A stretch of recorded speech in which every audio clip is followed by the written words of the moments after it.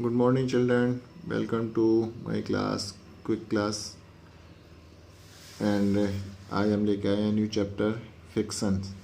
Science का 12th chapter है fictions. आपने इससे पहले 11th चैप्टर में पढ़ा था फोर्स के बारे में. फोर्स जो है 4 टाइप्स के हमने पढ़े थे. Mechanical force, magnetic force, muscular force, gravitational force. ठीक है, एक था फिक्शनल फोर्स. तो फिक्शनल फोर्स में हमने एक अलग ही चैप्टर इसमें दे रखा है, क्योंकि ये फिक्शनल फोर्स वेरी इंपॉर्टेंट है. फिक्शनल फोर्स कहाँ पर लगता है? फिक्शनल फोर्स टू सरफेस के बीच में लगता है. The force of frictions acts between the two surface and oppose motion. ये मोशंस को रोकता है, यानी कोई भी मूवमेंट हो रहा था उसको रोकता है. तो फ्रिक्शनल फोर्स कौन सा है? वो फोर्स जो क्या करता है? अपोज करता है. अपोज किसको करता है?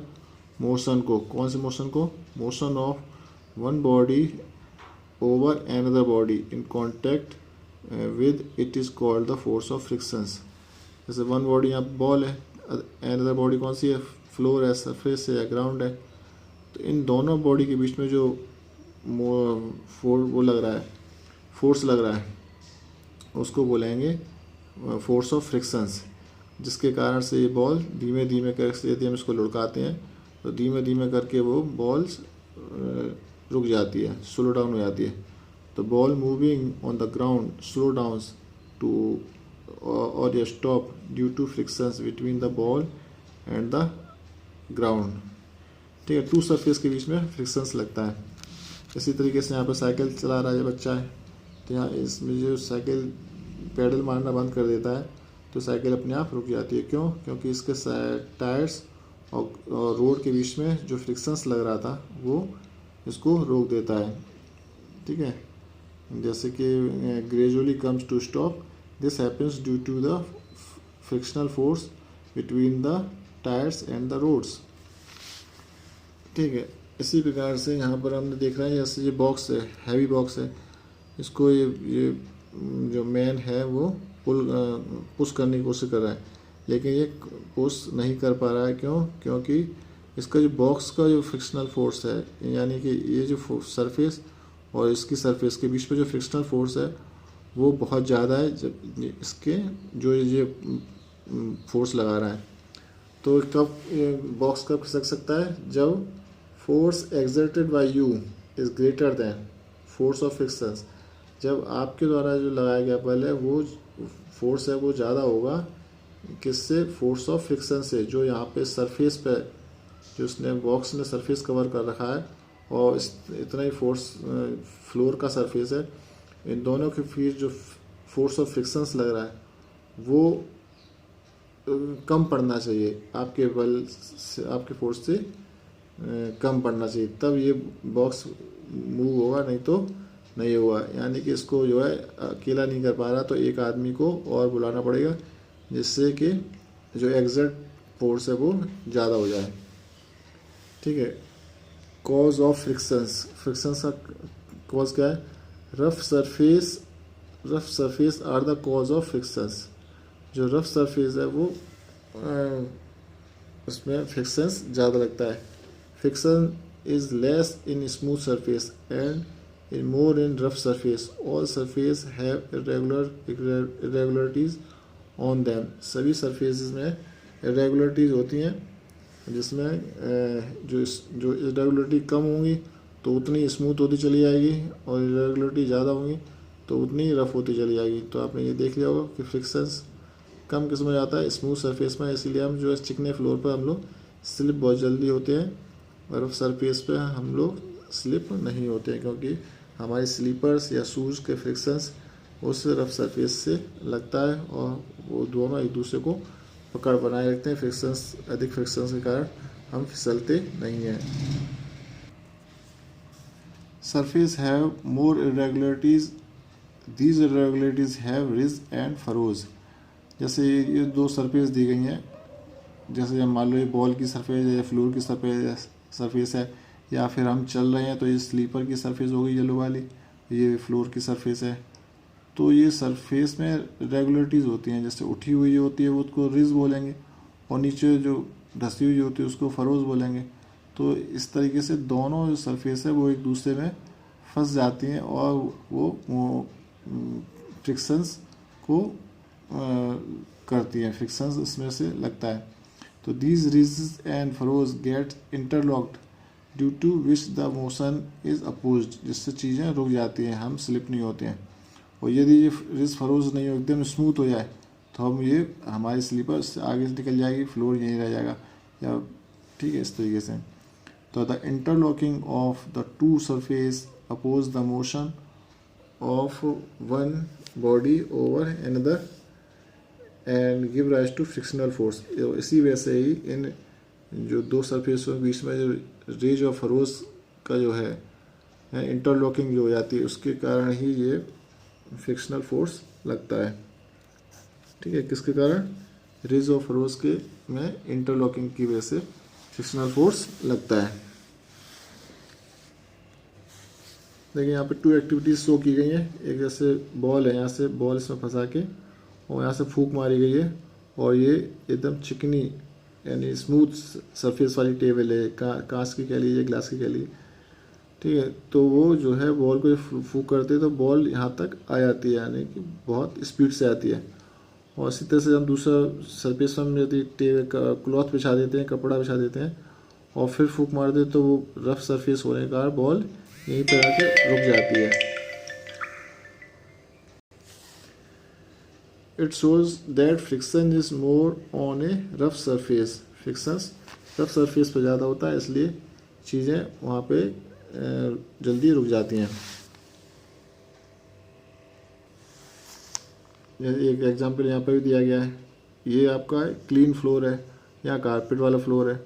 बॉल यहाँ से हम रोल करेंगे तो बॉल आराम से यहाँ तक आ जाएगी, लेकिन कारपेट पर जब रोल करते हैं तो यहीं बीच में ही रुक जाती है। इसका मतलब रफ सरफेस पे फ्रिक्शंस ज़्यादा होता है और क्लीन फ्लोर है, स्मूथ फ्लोर है, उस पर फ्रिक्शंस बहुत कम होता है।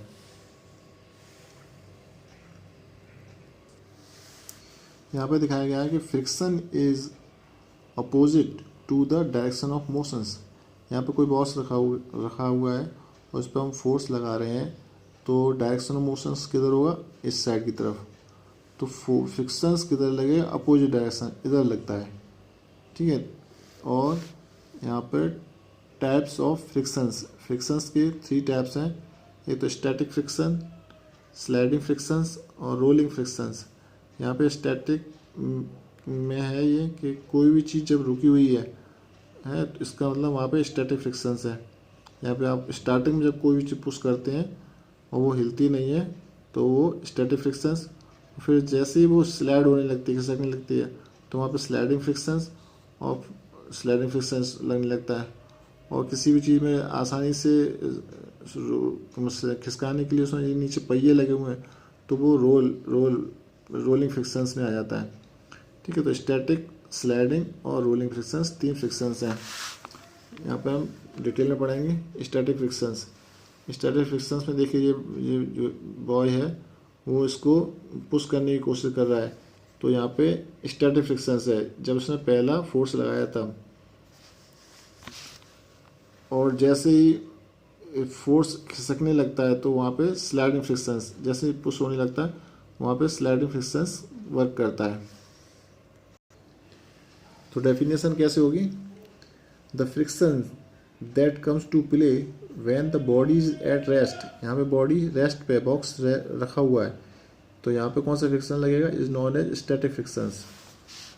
और स्लाइडिंग फ्रिक्शन में की डेफिनेशन क्या है? The friction that comes to play when the body is sliding. और जैसे ही बॉक्स खिसकना स्टार्ट हुआ है, स्लाइड करना हुआ, तो वहाँ पे उसका फ्रिक्शंस कौन सा वो लगेगा? Sliding frictions.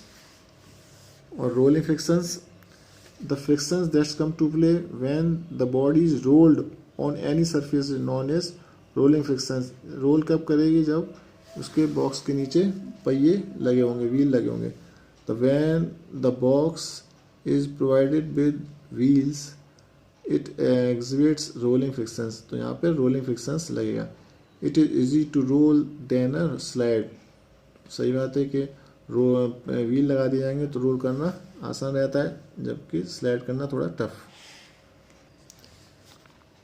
यहाँ पर हम देखेंगे harmful effects of frictions. Frictions के बहुत से फ़ायदे हैं तो फ्रिक्शंस के कुछ नुकसान भी हैं, जैसे कि यहाँ पर दिखाया गया है कि कोई भी जैसे मशीन होती है तो friction in the machine is harmful.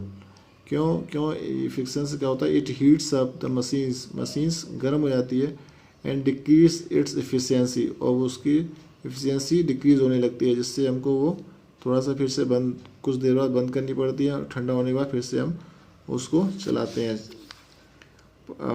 और दूसरा जो है इफ़ेक्ट है, हार्मफुल इफ़ेक्ट, वो ये है कि उसमें जो पार्ट्स होते हैं वो घिसने लगते हैं, यानी wear out. Parts of A machinery wear outs यानी घिस जाते हैं ड्यू टू द फ्रिक्शन से।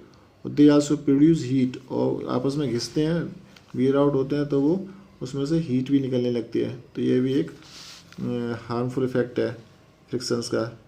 और सबसे बड़ा हार्मफुल इफ़ेक्ट तो हमारे शूज़ का है। शूज़ स्लीपर्स जो घिस जाती हैं, वो क्यों घिस जाती हैं? इसी की वजह से, फ्रिक्शंस की वजह से। क्योंकि सोल और रोड के बीच में फ्रिक्शंस लगता है, तो जो हमारे सोल्स वियर आउट हो जाते हैं शूज़ के, और हमारी देखिए क्या हालत हो गई इस बेचारे की सोल की। तो ये किसके कारण वजह से होता है? फ्रिक्शंस की वजह से, ठीक है। और एडवांटेज ऑफ फ्रिक्शंस यहाँ पर है, बहुत सारे एडवांटेज हैं, जिसमें कि एक ये है कि हम स्लिप नहीं होते हैं, है ना, स्लिपिंग से बचाता है। दूसरा ये है कि हम जब कुछ लिखते हैं तो फ्रिक्शंस की वजह से ही हमको पेन और पेपर के बीच जो फ्रिक्शंस लगता है पेन और पेपर की वजह से, उससे हम लिख पाते हैं। यदि एकदम स्मूथ पेपर होगा तो हमारा बॉल पेन चलेगा नहीं, ना पेंसिल चलेगी। Without frictions nails screws could not be used to hold things together। किसी भी चीज़ को हम विदाउट फ्रिक्शन से हम होगा तो हम पकड़ नहीं सकते उसको, ठीक है। नेल्स स्क्रू यानी पेचकस वगैरह से उसको हम पकड़ नहीं सकते और हम कोई काम कर नहीं सकते, इसलिए फ्रिक्शंस होना बहुत ज़रूरी है। उसके बाद एडवांटेज बहुत ज़्यादा है। फ्रिक्शंस से हम माचिस की तीली जला सकते हैं, यानी कि lighting of a matchstick and sewing of clothes also require frictions, ठीक। और हमारे जो कार के टायर या मोटरसाइकिल बाइक के टायर्स होते हैं, उनमें जो कोरुगेटेड टायर्स होते हैं उनका फ्रिक्शंस अधिक हो जाए, इसलिए ये बनाए जाते हैं। The tyre surface of bicycle, cars and buses are made corrugated and rough so that the frictions between tires and roads increases. This will ensure easy braking, brake easily लग जाते हैं, ठीक है, स्लिप भी नहीं होती है। और मेथड ऑफ रिड्यूसिंग फ्रिक्शंस, तो फ्रिक्शंस को कम कर, फ्रिक्शंस किस तरीके से किया जाए जो हार्मफुल इफेक्ट होते हैं वो नहीं हो। तो पहले तो ये है कि ऑयलिंग एंड ग्रीसिंग।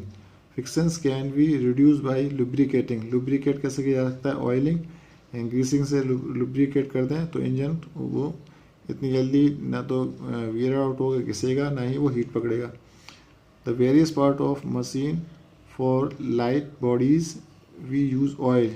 जो लाइट बॉडीज़ की मशीन होती है उसमें हम लोग ऑयल यूज़ करते हैं, और हैवी बॉडी जो बड़ी बड़ी मशीन होती है उसमें हम लुब्रिकेटिंग के लिए ग्रीस यूज़ करते हैं। तो ये ध्यान रखिए कि लाइट बॉडीज़ की मशीन है तो उसमें वहाँ पे लुब्रिकेटिंग के लिए ऑयल यूज़ किया जाएगा, और हैवी मशीन को ग्रीस यूज़ की जाती है। बाई मेकिंग बॉडी स्फेरिकल, यहाँ पे frictions can be reduced by providing wheels as the movement of the bodies on wheels become easier. तो बॉडीज़ को स्फेरिकल बना के यानी व्हील्स लगा दिए हैं तो हम आसानी से बॉडी को मूव कर सकते हैं, तो यहाँ पे फ्रिक्शंस कम हो जाता है।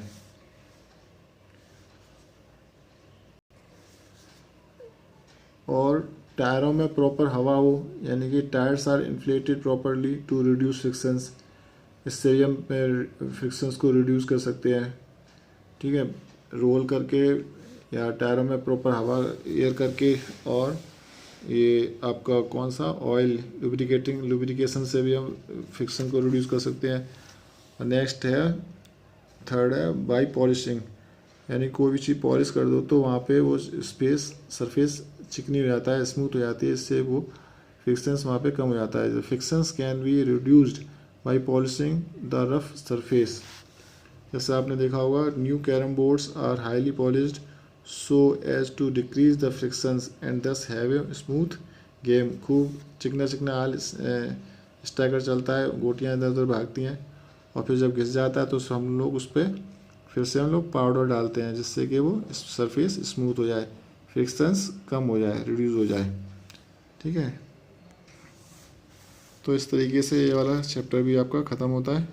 आप इसको अच्छी तरीके से पढ़ें ध्यान से, और इसकी बैक की एक्सरसाइज करें, और हमारे चैनल को सब्सक्राइब करें, बेल आइकन दबाते रहें, जिससे कि हम न्यू वीडियो जो अपलोड करें वो आपकी बेल उसमें आपको दिखाई दे जाए, नोटिफिकेशन आ जाए। Thank you.